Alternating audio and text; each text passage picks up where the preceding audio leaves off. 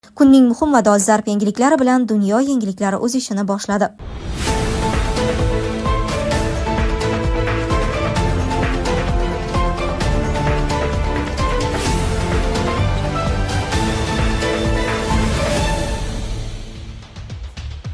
Putin Ukrainadagi urushni to'xtatish uchun yangi shart qo'ydi. AQShdagi o'zbekistonliklar ogohlantirildi. Chegarangizda nimalar bo'layotganini bilamiz. Putin Rahmon bilan gaplashib oldi. Shimoliy Koreya maktablarida rus tili majburiy fan bo'ldi. AQSh Ukrainaga kafolatlarni faqat bitimdan so'ng bermoqchi. Politico.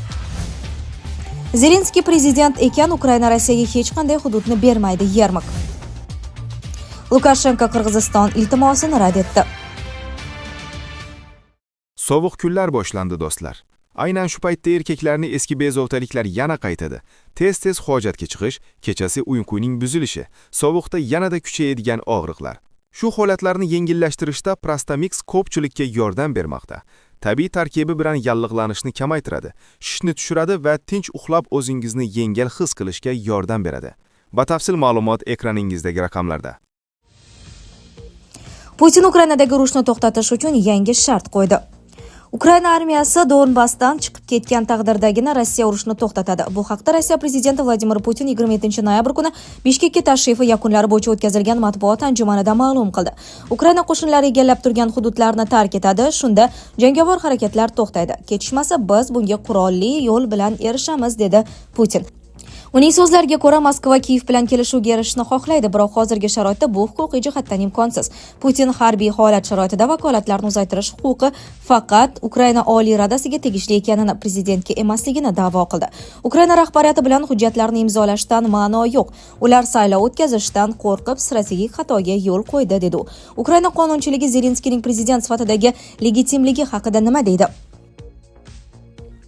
Ukraina prezidenti Zelenskiyning 5 yillik vakolat muddati 2024-yil 20-mayda rasman tugadi. Ammo harbiy holatning huquqiy rejimi to'g'risidagi qonunning 19-moddasida prezidentlik saylovlari, shuningdek, Oliy Rada va mahalliy o'zini o'zi boshqarish organlariga saylovlarni harbiy holat sharoitida o'tkazish to'g'ridan-to'g'ri taqiqlangan. O'z navbatida Ukraina konstitutsiyasi harbiy holat sharoitida saylovlar o'tkazishni to'g'ridan-to'g'ri taqiqlamaydi, lekin ularni o'tkazishni talab ham qilmaydi. Ukraina konstitutsiyasining 108-moddasida prezident yangi davlat rahbari lavozimiga kirishgunga qadar o'z vazifalarini bajarishi belgilangan. Putinning aytishicha, Jenevada bo'lib o'tgan AQSh va Ukraina o'rtasidagi so'nggi muzokaralar natijalari kelgusidagi kelishuvlar uchun asos bo'lishi mumkin. Amerika tomoni 28 banddan iborat taklifni 4 blokka bo'lib Moskvaga yetkazgan. Hozircha yakuniy qarorlar qabul qilinmagan. Shuningdek, Putin Rossiya Yevropaga hujum qilmaslik majburiyatini yozma tarzda berishga tayyor ekanini bildirdi. Bu biz uchun kulgili eshitiladi, chunki biz hech qachon bunday niyatda bo'lmaganmiz. Ammo agar ular buni eshitishni xohlasa, marhamat, qog'ozga qayd etamiz, muammo yo'q, dedi u. AQShdagi o'zbekistonliklar ogohlantirildi. So'nggi kunlarda Amerika Qo'shma Shtatlari bo'ylab federal migratsiya organlari tomonidan kuchaytirilgan reydlar o'tkazilmoqda. Shu sababli Tashqi ishlar vazirligi matbuot kotibi Anhor Burxonov ogohlantirish bilan chiqdi. Qayd etilishicha, tekshiruvlar jarayonida quyidagilarga e'tibor qaratilmoqda. Haydovchilik guvohnomalarining haqiqiyligi, hujjatlarning muddati va qonuniyligi, ish huquqi va migratsion maqom, haydovchilarning ingliz tilini bilish darajasi. AQSh hukumati noqonuniy migratsiyaga qarshi kurashni kuchaytirgani sababli federal yo'llarda keng vakolatlar asosida faol reydlar o'tkazilmoqda. Ba'zi ushlangan shaxslar bir nechta haydovchilik guvohnomasidan foydalanish yoki terrorizmga oid gumonlar bilan tilga olinmoqda. Yuqoridagi holatlarni inobatga olib, AQShda avtomobil boshqarayotgan O'zbekiston fuqarolaridan quyidagilarga amal qilishlari so'raladi. Hujjatlarni tartibga keltirish, qonuniy maqomni tasdiqlovchi hujjatlarni birga olib yurish, shubhali yoki muammoli holatlar bo'lsa darhol O'zbekistonning AQShdagi diplomatik vakolatxonalari va konsullik muassasalariga murojaat qilish so'raladi. Chegarangizda nimalar bo'layotganini bilamiz. Putin Rahmon bilan gaplashib oldi. Qirg'izistonning Bishkek shahrida kollektiv xavfsizlik to'g'risidagi shartnoma tashkiloti doirasida Rossiya prezidenti Vladimir Putin va Tojikiston prezidenti Rahmon uchrashuv o'tkazdi. Bu haqda Kreml matbuot xizmati xabar berdi. Putin uchrashuv davomida Rahmonga Tojikiston bilan aloqalar o'sib borayotganini eslatgan. Hammasi rivojlanmoqda, hukumatlar barcha ustuvor yo'nalishlar bo'yicha ishlamoqda. Eng muhimi savdo aylanmamiz o'sib bormoqda. Mintaqaviy xavfsizlik masalalari bo'yicha ham oddiy aloqadamiz. Sizning chegaralaringizda nimalar bo'layotganini tushunamiz. Bizning maxsus xizmatlarimiz, kuch tuzilmalarimiz ham bir-biri bilan hamkorlik qilmoqda degan Rossiya yetakchisi. Rahmon ham Tojikiston va Rossiya o'rtasidagi munosabatlar izchil o'sib borayotgan, ikki davlat o'rtasida yechilmay qolgan masalalar yo'qligini ta'kidlagan. Har ikki tomonlama munosabatlarimiz izchil o'sib bormoqda. O'tgan yilga nisbatan savdo aylanmasi qariyb 20% ga oshgan. Ya'ni davlatlarimiz o'rtasida hal qilinmagan masalalar yo'q, hammasi reja bo'yicha ketmoqda. Sizning davlat tashrifingiz davomida kelishuvlarga erishgan edik. Endi esa bizda mavjud barcha masalalar yana muhokama qilamiz degan Rahmon. Uchrashuv davomida Rahmon 21 dekabr kuni Sankt-Peterburgda o'tkaziladigan Mustaqil davlatlar hamdo'stligi davlatlari rahbarlarining norasmiy sammitida qatnashish taklifini qabul qilganini aytdi. Shimoliy Koreya mamlakatlarida rus tili majburiy fan bo'ldi. Yangi o'quv yilidan boshlab KXDR maktablarida 4-sinfdan e'tiboran rus tili majburiy fan sifatida joriy etildi. Bu haqda 27 noyabr kuni Rossiya tabiiy resurslar va ekologiya vaziri Aleksandr Kozlov Moskvada bo'lib o'tgan Rossiya KXDR hukumatlararo komissiyasi yig'ilishida ma'lum qildi. Vazirga ko'ra, rus tili Shimoliy Koreyada eng mashhur 3 xorijiy til qatoriga kiradi. Hozirda mamlakat bo'ylab taxminan 600 nafar o'quvchi rus tilini o'rganmoqda. Rossiyada esa koreys tilini 3000 dan ortiq o'quvchi o'rganadi. Asosan ikkinchi yoki uchinchi xorijiy til sifatida. O'tgan o'quv yilida KXDRning 96 nafar fuqarosi Rossiya oliy o'quv yurtlariga o'qishga qabul qilingan. Shu bilan birga 300 nafar rossiyalik talaba koreys tilini tanlagan va u davlatdagi 3 ta pedagogika universitetida o'qitiladi.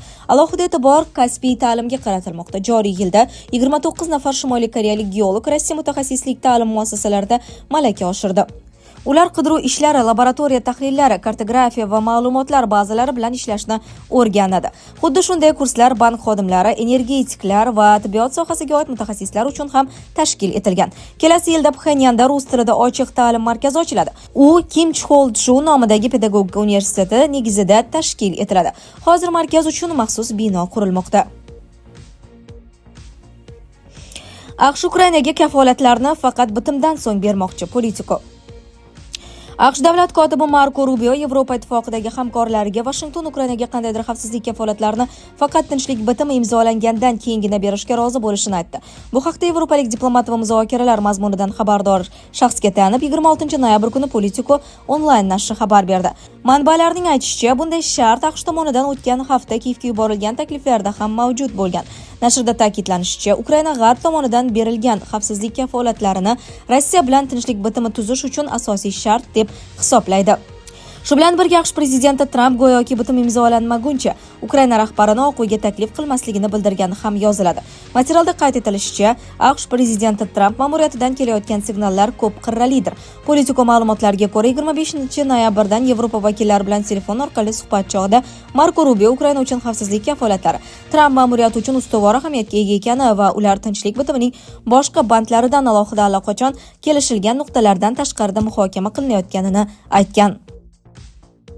AQSh barcha shartlarni tezda yagona paket sifatida qabul qilishni istamoqda, deydi yevropalik diplomat. Bundan tashqari, davlat kotibi Yevropa vakillari bilan suhbatda tinchlik kelishuvi bilan bog'liq boshqa masalalarga ham umumiy tarzda to'xtalgan.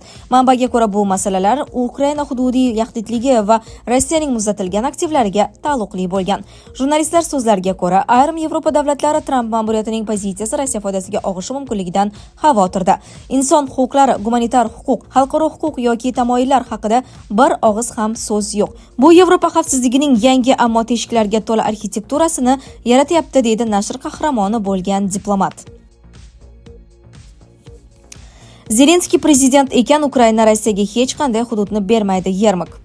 Kiyev Ukraina sharqida Rossiya tomonidan bosib olingan hududlardan voz kechish niyatida emas, chunki bu mamlakat konstitutsiyasi taqiqlaydi.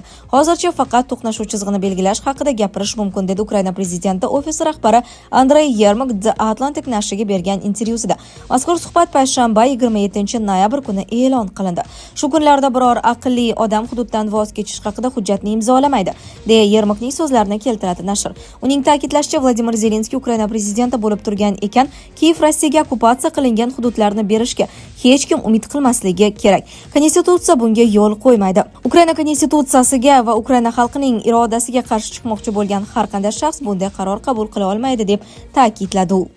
Yermakning aytishicha, agar hududiy masala haqida gapiradigan bo'lsa, Ukraina faqat urush qilayotgan tomonlar nazoratida bo'lgan hududlarning chegarasini belgilaydigan chiziq qayerdan o'tishi kerakligi yuzasidan mulohaza qilishga tayyor.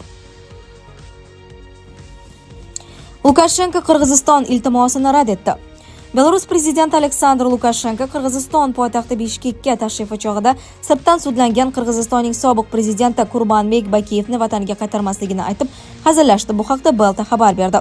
Bakiyev ham yaxshi yashayapti. Ba'zan mehmonga chaqirsa, uyiga borib turaman.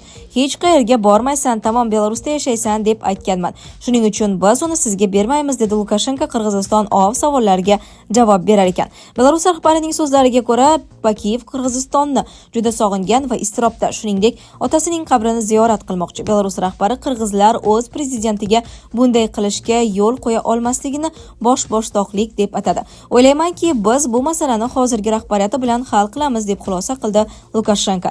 Kurmanbek Bakiyev 2005-yil, 2010-yillarda Qirg'iziston prezidenti bo'lgan. U Askar Akayev hukumatiga qarshi Lola inqilobi to'lqinida hokimiyat tepasiga kelgan edi, ammo 2010-yilgi aprel inqilobi paytida hokimiyatdan ag'darildi va Belarusga qochib ketdi.